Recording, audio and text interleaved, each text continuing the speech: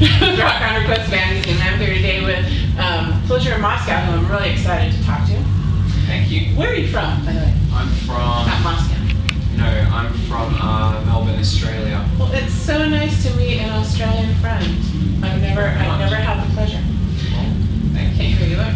I actually heard your band not too long ago, but maybe a couple years back, and right away I was just really impressed. Thank you. I've never had the pleasure of seeing you live. What time did you play today? We are playing at 3:20 today. 3:20. I'm trying to escape this area. Yeah. I would love to go see you guys. But is this your first time on Warped this year, or did you?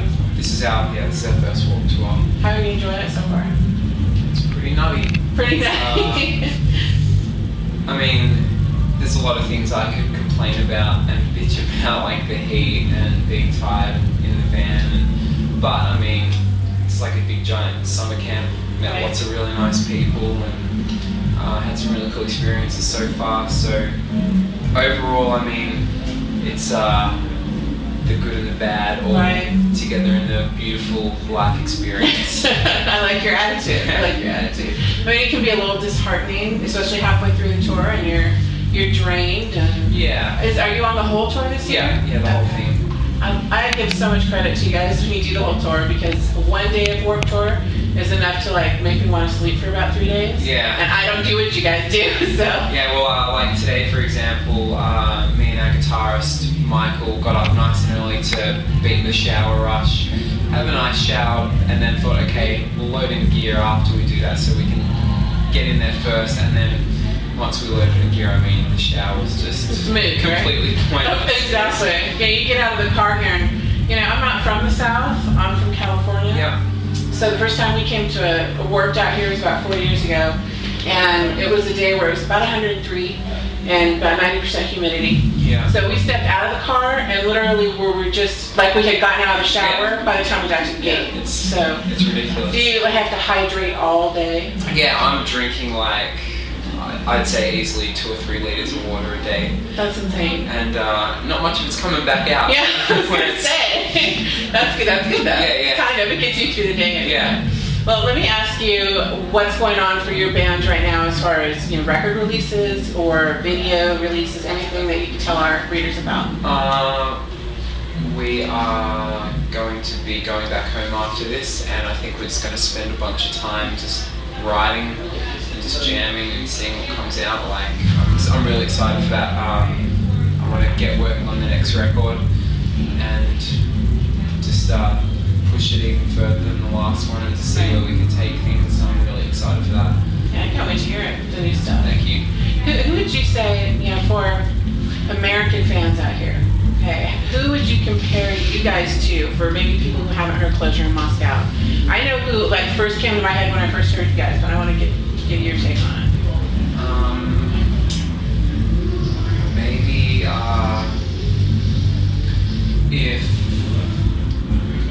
Prince, Led Zeppelin, and if Prince and Led Zeppelin got together to jam, and I don't know. It's always such a hard question, because I mean there are definitely similarities with other bands, but I mean you have your own sound too. Yeah, I mean I guess we're just a combination of our influences. Like, I mean, there's no such thing as something being truly original, because all you can do is take from what you've been exposed to in your environment and try and put it together in a new, interesting fashion. Right. So to describe it to someone that's never heard us, I guess maybe Prince jamming with Led Zeppelin. That would be cool. Yeah. I kind of like to see that on stage. Yeah. But when I first heard you guys, and I actually saw a video of yours, my first impression was Chiodos. Yeah. They're one of my favorites that used to be on the tour that I would see and talk to them many, many times.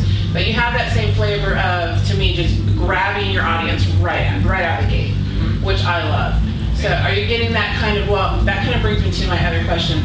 We talked to a lot of U.S. artists who are like, they love to go overseas, they love to go play Soundwave, because they say the fans are just so much more intense there when they go play. Yeah. So for you, do you have the reverse kind of feeling, or do you still feel like where you are, your fans are more into the music than they are here? I know it's kind of weird for us, I feel, because maybe it's just the kind of fans we attract, but our crowds are usually pretty externally placid. Really? Yeah, like we just did a headline tour back home before we came out here for Warped.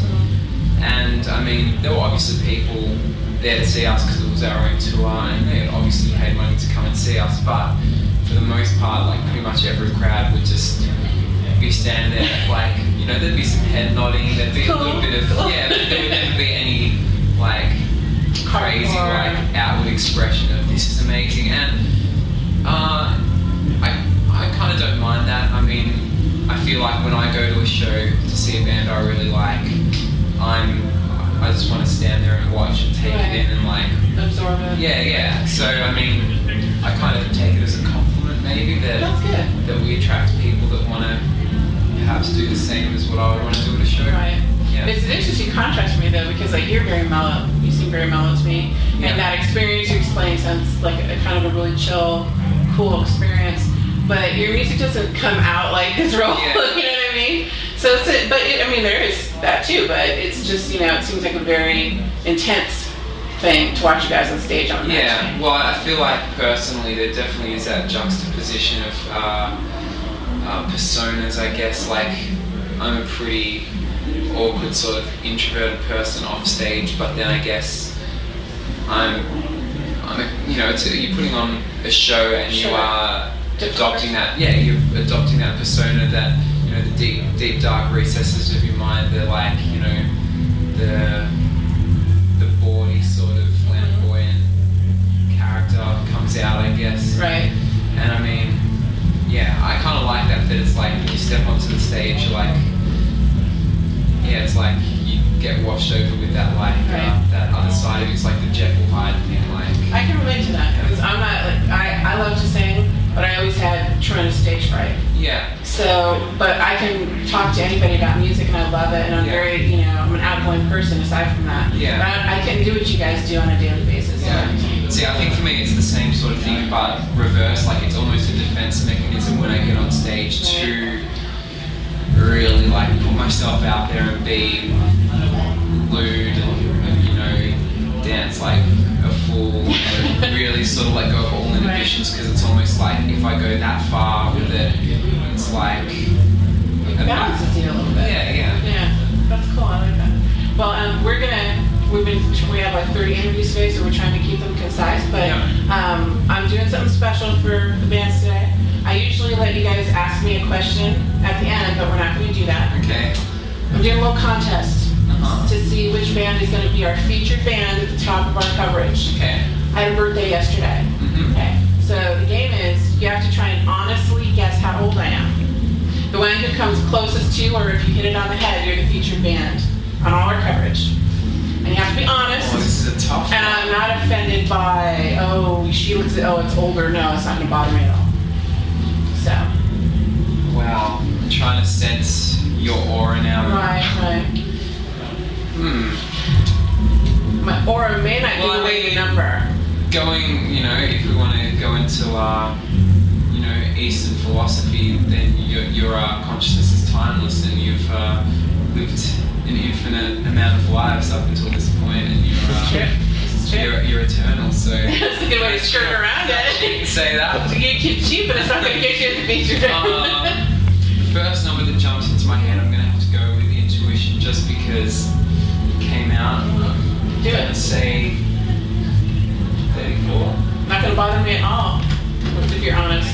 And that's not true. That's not the correct answer, but is that close? It's not close, but it's okay. But I have to just show you the number because I can't say it out loud, so none of the band will know. Okay, you ready? Yeah. Real number? Oh wow. Yeah. So that's it. Well, you're doing quite well. Thank you, sir. I stand in the sun, you know, it's one of those things. Well, I hear that 10 minutes of sun is all you need in the day, and then the rest is just damaging. 10 minutes is all you need for that good hit of vitamin D. Exactly. So I probably need to work in that 10 minutes a little more often. Thank you so much for the interview. It was great to meet you. Hope I get to see your stuff. Thank you very much. Pleasure.